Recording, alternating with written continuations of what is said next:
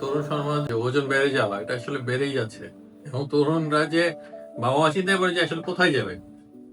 তো আমরা নিয়মিত এই চিকিৎসা দিয়ে যাচ্ছি এবং আলহামদুলিল্লাহ মাঝে মাঝে এত সুন্দর রেজাল্ট পাই যেটা আসলে আপনাদের সামনে তুলে ধরতে ইচ্ছা করে। আমার সামনে বসে আছে মেশকার। কিন্তু তোর নামটা বলো। মোহাম্মদ মিশকাত ছিল। তুমি যখন আসছিলে তখন তোমার কেমন অবস্থা ছিল?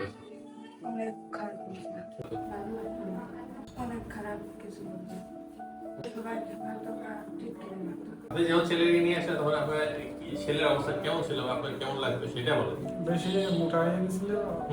শরীর স্বাস্থ্য মানে সবাই দেখে মোটো মোটো মোটো করে বলতে হয়। এখন আর সবাই কেউ বলে না। এই কয়েকদিনে কয় কেজি কমছে?